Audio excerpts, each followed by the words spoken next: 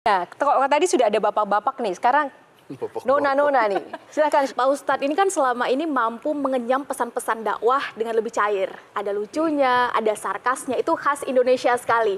Sehingga bisa diterima oleh banyak orang. Pertanyaan Sherly adalah, dari mana Pak Ustadz skill itu Pak Ustadz dapat? Ini yang orang tidak tahu. Saya ini dosen komunikasi. S1, S2, S3 saya itu komunikasi. Di dalam ilmu komunikasi ada disebut komunikasi persuasif. Bagaimana orang dibujuk supaya dia mau ikut dengan kita. Itulah komunikasi persuasif yang lawannya adalah kursif, paksaan. Ya. Saya melanjutkan Sherly tadi sama Yohana. Ya. Nah, tolong bujuk saya supaya sholat. Puasa saya lakukan, semua saya lakukan kecuali sholat. Ketika Allah perintahkan ibadah-ibadah yang lain, itu cukup perintah ayat saja turun. Allah perintah haji, ayat saja turun. Allah perintah puasa, ayat saja turun. Allah perintah bayar zakat, ayat saja turun. Tapi ketika Allah perintah sholat, tidak boleh ayat turun. Nabi dijemput oleh 2 malaikat, kemudian diajak naik, ketemu dengan Allah untuk menerima perintah ini. Kenapa? Karena perintah ini sangat penting.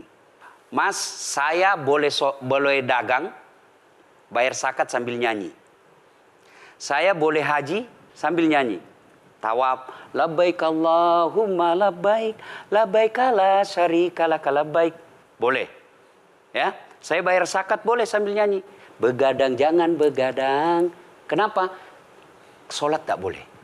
Allahu Akbar. Darah muda, darahnya pada batal salat saya. Kenapa? Inilah puncak penghambaan kepada Allah. Jadi puncak penghambaan kalau saya meraku hamba, sholat. Yang paling mulia dalam tubuh kita, kepala. Adik-adik bercanda dipukul pantatmu masih senyum. Dorong dadamu masih senyum.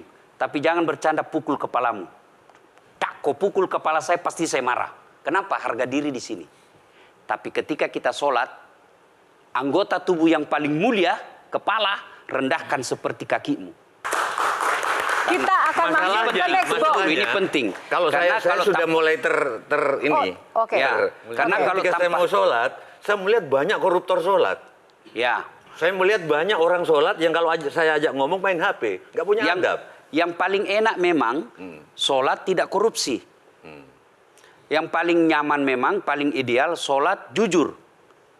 Tapi wala talbisul haqqa bil batil, kata Allah.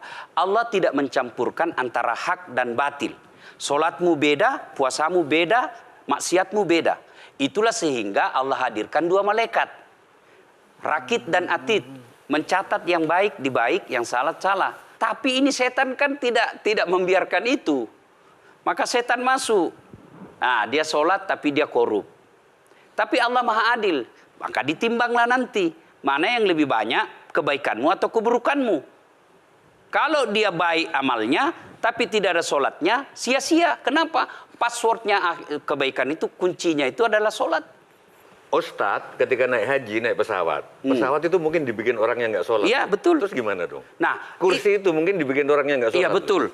Terus? Nah, bagi orang yang tidak sholat itu, Allah nanti perlihatkan amalnya. Yang ciptakan listrik ini luar biasa amalnya. Iya. Saya bisa dakwah karena ada mic. Iya. Dan mic itu dari orang non-muslim yang ciptakan. Maka Allah nanti pamerkan. Ini kau punya amal. Ini 10 guda, 10 miliar kau punya amal. Mana passwordnya? Mana kuncinya? Kuncinya itulah sholat. As-sholatu imanuddin, as-sholatu miftahul jannah. Sholat itu kunci kebaikan, sholat itu tiangnya agama. Sebuah bangunan, dia bisa berdiri tanpa dinding. Sebuah bangunan, dia bisa kokoh tanpa atap. Tapi ketika bangunan tidak punya tiang, pasti tidak kokoh. Tiang itulah dalam agama sholat. Dia tidak husuk, tidak ada urusan. Allah tidak hitung kamu husuk atau tidak. Kamu datang deh sujud sama saya. Ya. Sudah sholat, idealnya dia bersih. Karena tidak mungkin sholat kalau dia tidak wudhu. Tapi kok ada orang sholat tapi jorok. Buang sampah sembarangan. Itulah keberhasilan setan menggoda kita. Itulah sebabnya kita minta perlindungan kepada Allah. Kenapa ketika melontar 3 jumroh? Orang haji kan melempar 3 jumroh. Satu tiang 7 batu. Kenapa tidak dikumpul saja itu, satu kali lempar, tak, tak, tak. Kenapa? Kenapa mesti 3 hari dan kenapa mesti 3 titik? Itu pesan moralnya, melawan setan itu perlu napas panjang. Dengar azan, jangan pikir setan, dia tebar itu. Tidak usah kau sholat, nanti kau tua. Anggaplah pergi sholat, setan menyerah, tidak. Buru-buru kamu, buru-buru. Akhirnya apa? Wudhu tidak sempurna. Anggaplah Anda wudhu dengan sempurna. Setan menyerah, tidak. Masuk masjid. Tidak usah sholat sunnah, tidak usah sholat sunnah. Prinsipnya setan, kalau dia tidak bisa dikalah, jangan untung. Nah, gimana Mbak Teja? Udah teryakinkan? Oke.